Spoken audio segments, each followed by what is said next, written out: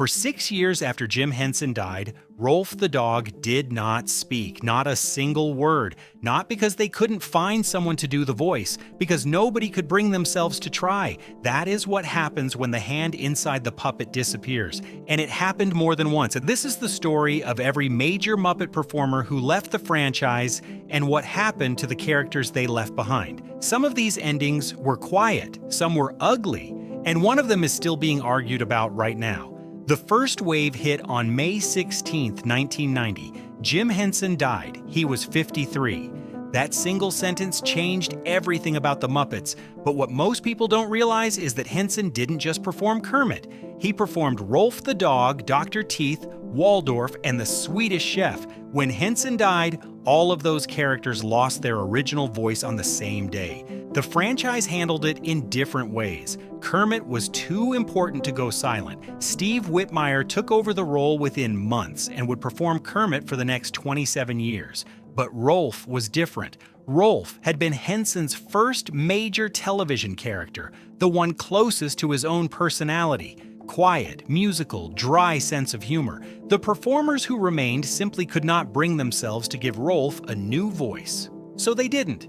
Rowlf appeared in productions, but did not speak. 6 years of silence before he finally talked again on Muppets Tonight in '96. Richard Hunt died in 1992. He was 40 years old. Hunt had performed Scooter, Statler, Janice, Sweetums, and a dozen other characters across the original run. He was one of the most versatile performers in the entire company. When he died, several of his characters were simply retired. Scooter vanished from major productions for over a decade. Janice was reduced to background appearances. Sweetums showed up occasionally, but without the same energy. It took years before new performers were assigned to Hunt's characters, and even then, some fans never fully accepted the transition.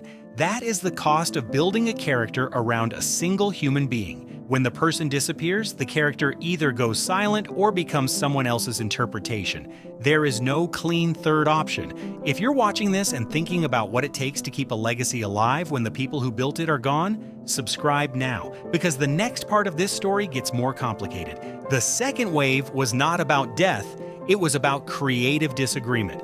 Frank Oz performed Miss Piggy, Fozzie Bear, Animal, and Sam the Eagle. He was, alongside Henson, the most important performer in the history of the franchise, and he didn't leave all at once, he faded out. Starting in the early 2000s, Oz began stepping back from performing to focus on directing films. He directed movies like Bowfinger and The Score, but the transition wasn't just about career interests. Oz has said publicly more than once that Disney's creative direction for the Muppets did not match what he and Henson had originally built. He didn't frame it as a fight, he framed it as a difference in philosophy. His characters were taken over by Eric Jacobson, who now performs Miss Piggy, Fozzie, Sam, and Animal. Jacobson is widely respected by fans and by the Muppet community, but Oz's departure created a strange situation. The man who co-created some of the most famous characters in television history was no longer involved in how they were used.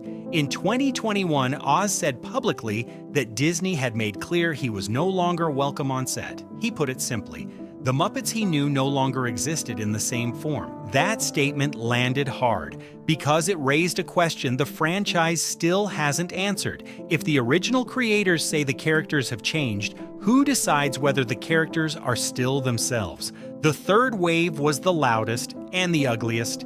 In 2017, Disney fired Steve Whitmire. He had been performing Kermit the Frog for 27 years since Henson's death. He was also the voice of Rizzo the Rat and Beaker. Disney's official statement cited unacceptable business conduct. Whitmire responded publicly, saying he had been fired because he pushed back on creative decisions he believed were wrong for Kermit's character. The details were never fully disclosed. What followed was a public dispute that split the fan base. Some fans sided with Whitmire, arguing that he had earned the right to protect Kermit's integrity after nearly 3 decades. Others sided with Disney, arguing that no single performer owns a character that belongs to a franchise. Whitmire didn't disappear quietly. He wrote a public blog post explaining his side, something no Muppet performer had ever done before. He described specific moments where he had disagreed with Disney's creative choices for Kermit, including a storyline in the 2015 ABC series The Muppets, where Kermit was given a new girlfriend after breaking up with Miss Piggy. Whitmire felt that crossed a line. Disney felt he had overstepped his role. 27 years of performing the most famous puppet in the world, and it ended with a press release and a blog post. Matt Vogel took over as Kermit. The voice changed, not dramatically, but enough that longtime fans noticed. And that change forced a conversation that the Muppets had been avoiding for years. Is Kermit the character, or is Kermit the person performing him? Because every time the hand inside the puppet changes, something shifts. Maybe something small, but something. Then there were the performers who never made headlines. They just kept going until they couldn't. Jerry Nelson performed Robin the Frog, Floyd Pepper, Crazy Harry, Lou Zealand, and Pops the Doorman. He was part of the original Muppet Show ensemble from day one and stayed longer than almost anyone. While other performers left or were replaced, Nelson kept showing up. He performed his characters for nearly 4 decades, adjusting as his health declined but never fully stepping away.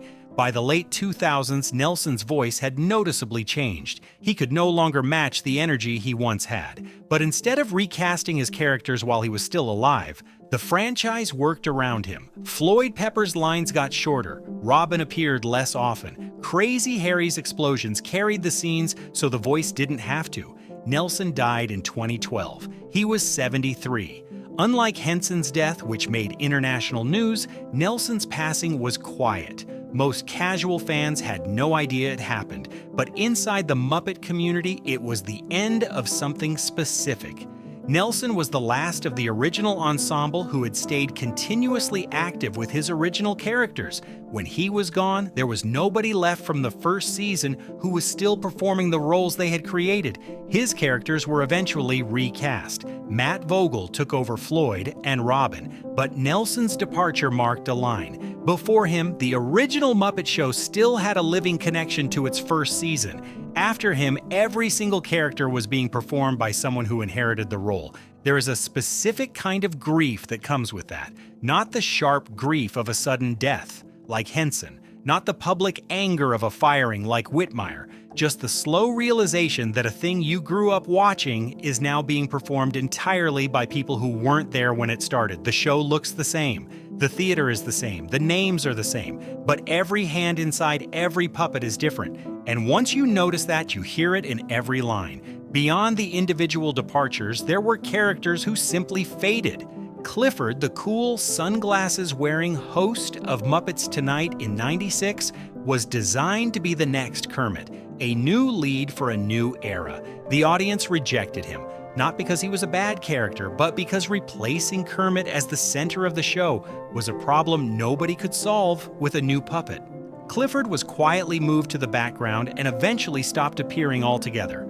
Lips, the trumpet player from the Electric Mayhem, was a full band member during the original run. Then he vanished for decades. No announcement, no storyline, he just stopped showing up. He has appeared in a few recent productions, but most fans under 40 have no idea he ever existed. And then there are the characters who technically still exist but are functionally gone. Scooter came back eventually, but the version of Scooter that Richard Hunt performed is not the same character that appears today. The voice is different, the energy is different, the name and the face are the same.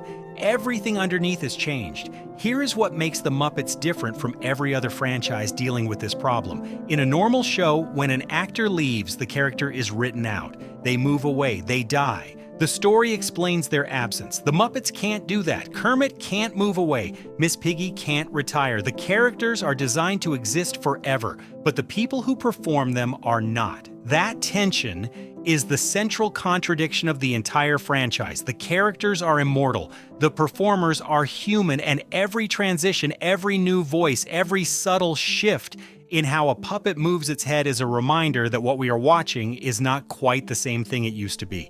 It just looks like it from the outside. So tell us in the comments, which performer's departure changed the Muppets the most? Henson, Hunt, Oz, Whitmire, Nelson, or someone we didn't cover? And do you think the characters survived the transitions, or did something get lost along the way? If you want more videos that go this deep into Muppet history, hit subscribe. We do this every week. I'll see you in the next one.